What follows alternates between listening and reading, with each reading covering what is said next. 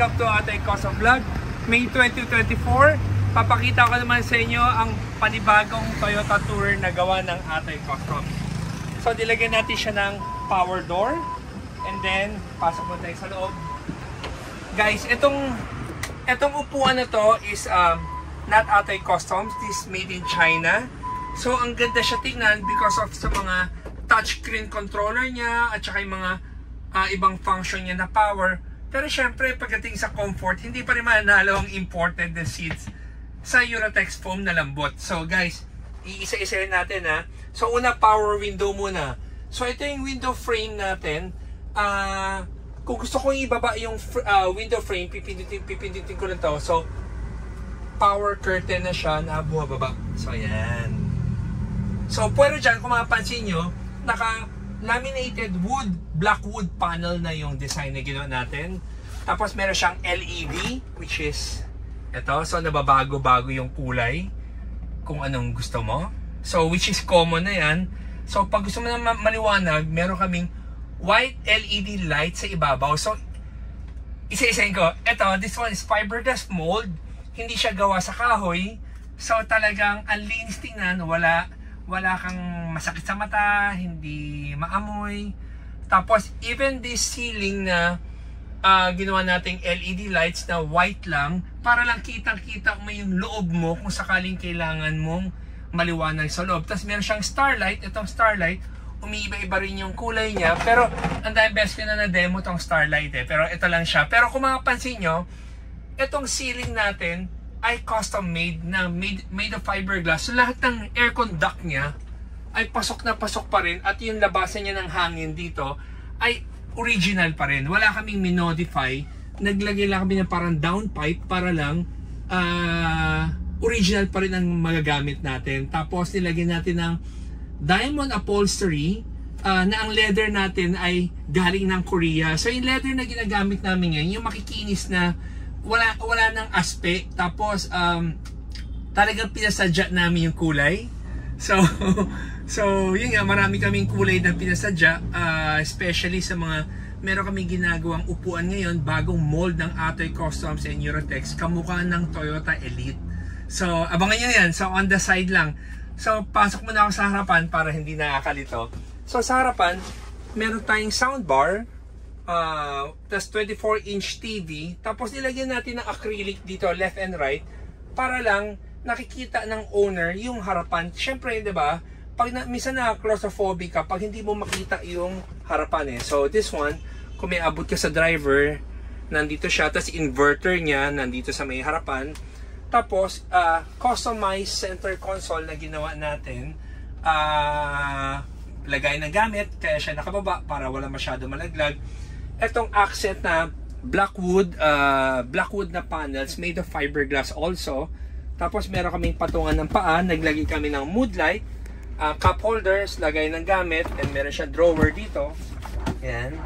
At the same time, tapakan ng paa. So ayoko kasi madumihan So papakita ko naman sa inyo tong touchscreen na maganda naman siya, pero yan.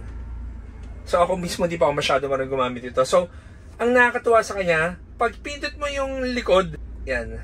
So pag sinuwipe mo siya, lalabas yung mga different function niya. So for example, headrest yan, pwede siyang umangat. Yan, aangat siya. At pwede siyang bumaba kung gusto mo nakababa. Tapos isa-swipe mo ulit para kung gusto mo yung back, ito naman yung back, pwede siyang mag-recline.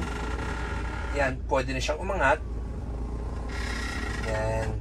Tapos lagi isa-swipe back mo kung sakaling ano gusto mo. Meron siyang function na may heating, meron siyang ventilation, tapos may electric lock, may massage, so etc. Pero again, like ko sabi, maganda siya tingnan. Pero syempre, well, basahin na lang, made in China, maganda tingnan. Pero binalutan na namin ng leather ng Atay Customs. Hindi ito yung original na color ng leather niya, pero pinalitan namin kasi itong client na nagpagawa na to, sabi niya, Atay, bahala ka na. Hindi niya kami masyado binigyan ng diskarte niya. Basta sabi niya, kung ano may isip niyo maganda, basta gawin niyo lang. So ito siya. Tapos itong panel na to, isa laminated wood panel din na ginawa natin. Tapos, mapunta na ako sa likod. So, sa likod, meron tayong vanity mirror. So, may upuan dito na syempre, kung gusto mong ayan. Sorry hindi pa ako masyado marunong pumindot. So, ito. Tapos ito, lagay ng gamit. Tapos itong overhead cabinet niya ay black wood laminated din. And then, paano pala kasing ilaw nito, Van? Yan yung accent eh. Yan. Okay, tapos meron kang overhead cabinet rin na ganito. So, black wood din siya. Lahat ng panels na ginawa natin dito ay black wood. This one is a sofa bed. So, like ko siya na demo. Pero for the client lang na hindi pa nakakuha ng video natin, ulitin ko lang. So, ayan.